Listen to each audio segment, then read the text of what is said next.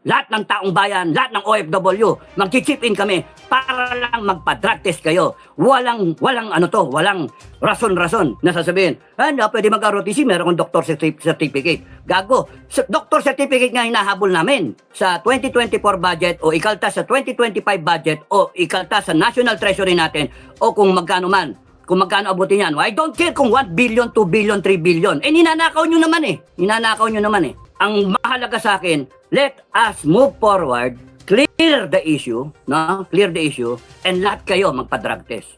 What's up mga kababayan? News that matters here. Dito sa video natin ngayon ay ating panonoorin o pakikinggan si Sir Dado mga kababayan. Hindi na nga napigilan pang magalit na Sir Dado dito sa ginagawa ni BBM na pananahimik sa isyung pagpupulburo nito na lumabas sa social media. Na kanyang sinabi na dapat mula presidente, Vice Presidente, Senado, Congressman, Mayor, pababa, no? JLG Secretary Abalos, DOJ Boying, at marami pang iba na nakaposisyon sa Malacanang, dapat magkaroon ng mandatory drug test dahil wala nang tiwala ang taong bayan sa administrasyon ngayon. Na isa lang ang susi doon mga kababayan, na kapag nakitaan na mag-positive ang mga ito, wala nang karapatan pang mamuno sa loob ng gobyerno sapagkat isa silang mga bangag at addictus benedictus. Na paano babangon ang bansang Pilipinas kung malalaman pala na karamihan sa mga nauupo ngayon gumagamit ng pinagbabawal na gamot. Naku naman po. Pero bago ang lahat mga kababayan, huwag niyo po sana kalimutang mag-like at subscribe para updated ka sa mga uploads ko araw-araw. At yun na nga no mga kababayan, kung sa mga Duterte lang okay no na magpa-drug test ang mga ito, pero paano naman itong sina BBM na sila nga ang pinaka-highlight patungkol dito sa issue na ito. Namahiya ka naman, Kuting, Liza, Tambalos no sa ordinaryong mamamayan sapagkat hindi natutuwa ang taong bayan sa kinikilos mo na puro dedma sa mga anumang issue o problema na nangyayari sa ating bansa. Na talagang pinapakitaan mo lang kami na ikaw ay isang weak leader ng bansang Pilipinas. Kung kaya naman hindi ko na patatagalin pa, heto na ang buong video. People of the Philippines, ang dapat, ang boses natin, everybody, everyone, dun sa mula presidente, no? Presidente, vice presidente, damay ka dito, Inday Sara, no? Sorry, pero para walang kulay, no? Isa lang ang sigaw ng tao. President, Vice President, Senate President, Speaker of the House, at saka Senators, Congressmen, at saka mga Cabinet Secretaries, even the Judiciary, lahat kayo subjected to an honest to goodness hair follicle test. Lahat kayo. Lahat kayo. Walang aangal. Hindi pwedeng ganun. Hindi pwede. Lahat kayo kasali. So, may tao yata. So, hindi pwedeng maraming dahilan. Isang sigaw lang, no? Isang sigaw lang. Take it from me, mga kababayan. Isang sigaw na lang. Let's move on. Let's move forward. Tapusin natin to. Kay Marcos kayo, kay Duterte kayo, o kay neutral kayo. Neutral ako. Pero, there's got to be one way of doing this properly, no? Elegantly, kung gusto ninyo, na peacefully. Lahat kayo, Presidente, Vice President, Senate President, Speaker of the House, Senators, Congressmen, all Cabinet Secretaries, DILG, special mention, na lumalabas ka sa pangalan. SOJ, lumalabas ka. Damay na rin, si Gibo, damay ka na rin. Para malinis tayong lahat, hair follicle test, lahat kayo. Una-una lang. Yung pinaka-priority, siyempre, yung Presidente. Down the line. Ngayon, sinong sasagot? Di bawas ninyo sa budget ng natin, bawas niyo sa budget. I-charge niyo sa Central Bank o sa sa DBM, i-charge ninyo. Ayaw ninyo sagutin. Ayaw niyo i-charge kunya doon sa budget nasa 2025, 6.3 billion. Magkano ba ang drug test? Magkano ba niya? 1 billion? Lahat sila? 1 billion?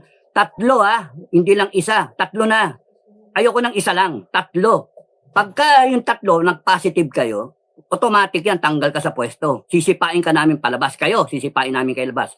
Pagka dalawa, ganun pa rin. Sisipain namin kayo palabas. Pagka isa lang, negative. Dalawa, positive. Pagka isa, positive. Dalawa, negative. Uulitin yung sa'yo.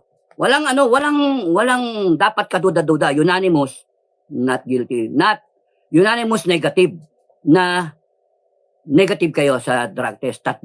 Ang sa akin, ewan ko kung kayo, mga kababayan, comment kayo. Pero sa akin, putrakis, tapusin na natin to. Walang mangyari sa atin pagkaganito. Masusubo tayo sa gera. Ayaw namin ng gera. Kaya kami, naghahanda kami, guerrilla forces. Pero sa totoo lang, ayaw namin ng gera. Maraming mamamatay na Pilipino. Ayaw namin ng magkaloko-loko tayo. Ayaw natin na matapos itong 6 na taon, wala ng pera yung gobyerno, wala ng pera ang and then more taxes, etc. etc. Ayaw natin na may mga problema tayo. Paano? At ayaw naman natin siguro mga kababayan na magkaroon tayo na bangag na administrasyon o mga addictus benedictus na nauupo sa Malacanang. Unless na lang kung isa ka ding addict. Hindi masolve. Kaya nga, ang sa akin, one way of doing it is, isang sigaw lang tayo, mga kababayan. Isang sigaw lang. Honest to goodness. Walang kinikilingan. Kay BBM kayo, administration kayo, at kung Duterte kayo, isa lang sigaw natin. Magpa-drug test na lang kayo, mga pinuno, para malinis yung air ng doubt, no? Kasi pagka kayo ayaw ninyong magpa-drug test, ibig sabihin, meron kayo something. Kung ayaw ninyong magpa-drug test, automatic, kung ayaw mo, you are foregoing your chance to serve the Filipino people. Malinaw.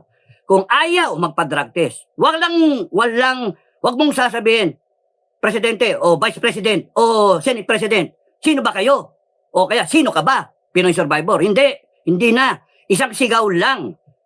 Kami ang nagdedeklara ngayon, isang sigaw lang, taong bayan, magpa-drug test na lang kayo. Okay? Kung walang sasagot, kung hindi isasagutin yan ng gobyerno na magpa-drug test lahat, kami ang sasagot. Lahat ng vlogger, lahat ng taong bayan, lahat ng OFW, mag-chip in kami para lang magpa-drug test kayo. Walang rason na sasabihin, na pwede mag-ROTC, meron kong doctor certificate. Gago. Doctor certificate nga hinahabol namin na magkaroon kayo, na negative kayo. Otherwise, we cannot go on. Magbabangayan tayo, aabot ito na mababaklas ang Mindanao, etc. Hindi mo na malaman kung sino totoo Hindi na malaman. Ang isa lang paniniwalaan ko ngayon, mga kababayan, ay isang resulta lang sa drug test. Negative. Kayong lahat. I'm sorry yung mga madadamay dito. I'm sorry. Pero kinakailangan lahat kayo Lahat kayo. You answer the call. Kayong kayong mga opisyal sa gobyerno. Kasi kakaduda na kayo no? Yung mga ini-expose kunwari, tapos isasagot nyo. Kunyari si Duterte rin magpa-drug test. Hindi wala siya sa gobyerno. Hindi ko siya kinokol. Si PRRD. Hindi ko siya kinokol, no? Ay 80 na yung tao, magbabangag pa siya. Loko-loko kayo. At saka wala siya sa gobyerno, kayo na sa gobyerno. You have every reason to answer the call of the Filipino people, no? I'm starting it na mag-drug test na kayo. Lahat kayo. Lahat. Walang excuse. Lahat. Gusto nyo damay pa, pati yung chief PNP o yung chief ng AFP. Sorry sa inyo mga kabagang, no? Omet, Browner, and General Marbil. Sorry, pero just to pave the way for a peaceful resolution, pati kayo, damay na, kayong dalawa. Kung wala kayong tinatago, di wala. Sumagot kayo. Ngayon, kung merong matino dyan, sasagot talaga kayo. Sasagutin nyo na wala. Baka mamaya sagutin nyo, kukulong nyo ko, mga loko-loko, wag nyo ko ikukulong. At maraming, isa pa yan, pagka ako ang inatake ninyo, lalong madadali kayo. Malinis itong solusyon na ginagawa namin. Malinis na malinis, no? Gusto ko ng kababayan, isang sigaw na lang kami. Wala nang Marcos resign. Wag na muna. Kayo kasi, una-una ang dami, Marcos bangag, Marcos resign, Marcos DILG, ngiwi. Yung mga tawag yan. Wag na, tama na muna. Ceasefire na tayo, okay? Nagme-mediate kami. No? Kaming FGF, nagme-mediate kami. Honest to goodness, na drug test. Walang pwedeng sabihin, hindi pwede. Hindi pwedeng sabihin na Tama, Sir Dado, wag pa play safe, no? Wag deadma dahil gusto na ng taong bayan ng kaliwanagan sa kanilang mga kaisipan. Na may katotohanan nga ba itong mga bali-balitang pulboronic na ang mga nauupo halos sa loob ng Malacanang? Dahil kung ganoon nga, talagang walang magandang bukas para sa mga Pilipino. Walang pondo. Kasi kung walang pondo, kung hindi ninyo i-charge yan sa treasury natin, sang-ayon ng taong bayan, kung sasang-ayon ng taong bayan, sang-ayon ng taong bayan na ipasagot yan sa 2024 budget o ikaltas sa 2025 budget o ikaltas sa national treasury natin o kung magkano man, kung magkano abutin yan. I don't care kung 1 billion, 2 billion, 3 billion. Ninanakaw nyo naman eh. Ninanakaw nyo naman eh. Ang mahalaga sa akin, let us move forward, clear the issue, no? Clear the issue, and lahat kayo magpa-drug test. Ay, tuwa ko lang kung nag-negative kayo. Tuwa ko lang. Para tapos na to. Pero kung nag-positive kayo, pitik kayo. Pitikin namin kayo. Na? Malinaw. Sino ba sa inyo, kay Duterte kayo, kay Marcos kayo, no? O kay neutral kayo, sino ba ang ayaw malinawan itong issue na ito? Tama ba na may issue ang presidente down the line nagdodroga? May butragis 119 million Pilipinos isusubo ng mga nagdodurog. Naglilipa na yung mga drug addict at saka mga drug syndicate, mga drug lords sa iba't ibang parte ng bansa. Alam namin namomonitor namin and nothing is being done about it. Tapos sasabihin ng gobyerno, okay lang ang drug war ngayon, walang barilan, walang patayan. Pati simbahan, Catholic Church, where I belong. Kung gusto nyo, excommunicate nyo ako, I don't care. Pero ang sa akin, pati mga simbahan, iglesia, lahat kayo, sumang-ayong kayo sa a national call for a drug test, not only for the President, but down the line, all the rest, lahat. President, Vice President, sorry Sarah, no? Vice President, Senator, Chief Escudero, si Tambalos, lahat ng senator, lahat ng congressmen, dami nun, 300 plus 24, lahat ng cabinet secretary. So what? Magkano abutin yan? Sasagutin namin. Kung ayaw nyo sagutin sa National Treasury, ayaw nyo sagutin sa pera ng taong bayan, kami mismo mag-chip in na. Lahat ng vlogger. So, this is a call also sa lahat ng vlogger. No, kumikita naman kayo eh.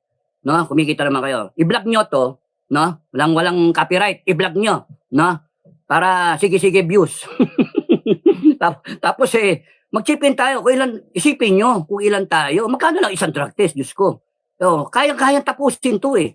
Isang sigaw lang tayo. Hindi yung sabog-sabog eh. Sabog-sabog. Walang mangyayari. Pero tapos isisigaw ni ba? BP Sara, tumayo ka na. Mag-people power na. Hindi tatayo yung tao. Pinipilit ninyo eh. Pinipilit nyo. Mape-pressure din yung tao. Tapos sasabihin, si BBM, magpa-drug test ka, magpa-drug test ka. Hindi magpapa-drug test. Nag-iisa siya eh. Samahan ninyong lahat sa gobyerno. Gusto nyo hanggang barangay eh. No? Hanggang barangay. Anak ng toko. Pero malaga itong nasa itaas. No? Mga nasa itaas. Mag-chip in tayong lahat, mga kababayan. OFW ilang kayo? 2 milyon, 9 milyon lahat, pati mga doon na mainstay, 2 milyon at current ang OFW, more or less. So, tig-pipiso, may 2 milyon eh. O tig-20 pesos, meron na tayong 40 milyon eh. Magkano ba yung drug test? Abutin. Alam mo 1 milyon ng isa. Di ba? So, kung ganon, masosolve natin to. We can move forward as a country. Buong mundo pinag-uusapang gera, World War 3 time pinag-uusapan natin, bangag ang presidente, bangag ang DILG, bangag ang ganito, bangag yung AFP. Diyos ko, wag na. Sorry mamaya. Ulit, sino to? Sorry. Tama na. Kaya nga, di ba maganda? One voice, one country, one people. For once, can we not unite in saying and shouting, ayaw na namin ng ganito. So, lahat kayo magpa-drug test. At kung sino man ang sasagot dito, clap. Thank you. No? Pero compulsory ito eh. Ang hindi sumagot, tatanggalin namin, taong bayan. Lalabas kami sa kalsada at tatanggalin namin kayo. Fair. Because if you do not subject yourself to a drug test na kung convinced kayo wala kayong droga sa katawan, hair follicle, negative kayo. Tatlo man yun. Tatlong doktor. Bukan yung bayaran yung isa, may 2 pa, bayaran nyo yung 3, uulitin natin. Mga ano kayo? Pera-pera kasi, nakakainis kayo eh. ginagawa niyong tanga ang taong bayan, ginagawa niyong kawawa ang taong bayan. Hindi na, tama na.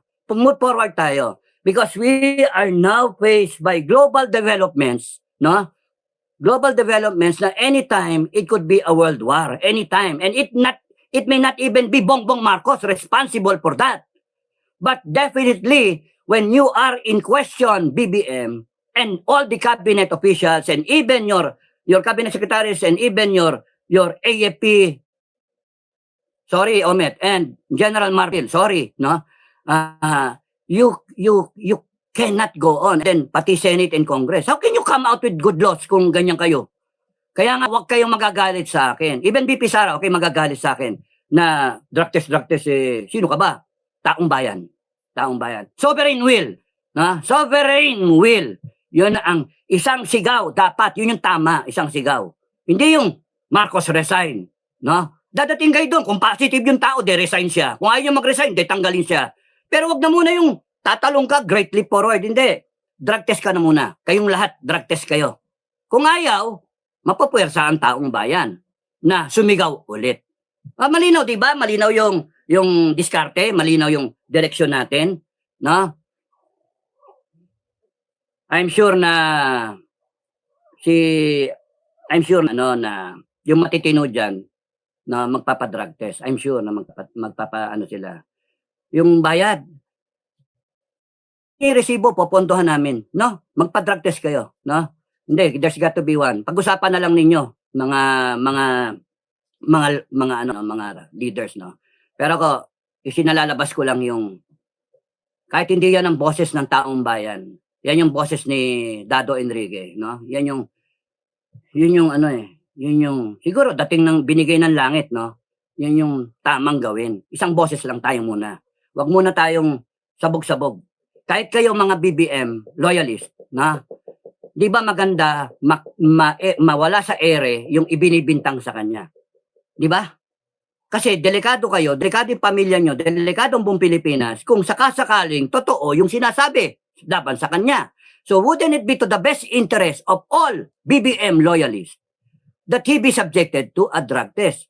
At ang sinasabi ko, lahat na. BP Sara, baka mamaya tumitira si BP Sara. Hoy, magagalit yung mga DDS sa akin. Baka mamaya sumisingot din si BP Sara. Subject also to a drug test. Siya next in command. Hindi yan, kadado. Mas okay nga yun eh. Eh di kung manguna itong magpa-drug test si VP Sara, eh mahiya naman siguro ang ating presidente. Kung may hiya, no. Vice President, Senate President, and Speaker of the House. Lahat kayo, walang exempted. Walang pwedeng sabihin, hindi ba ako pwede eh. Hindi. Pagka sinabi nyo hindi kayo pwede, tanggalin namin kayo talaga. Because you do not deserve a single day na tumagal pa in government service because you are violating people's trust. Na public service, public trust. Kung ang taong bayan, isa lang ang sigaw, isa lang ang boses, ay makakaahon tayo. Matatapos natin itong issue na yan. Yung corruption na yan, death penalty lang katapat niyan. Governance lang ang katapat niyan. Pero yung yung mga droga na yan, namimiligro tayo. Because mga bangag nga mga pera-pera, sige nakaw, sige kaliwa kanan. So maayos muna natin to. Isa lang muna. Isa-isa lang, prioridad muna. So, I am reiterating, I am shouting out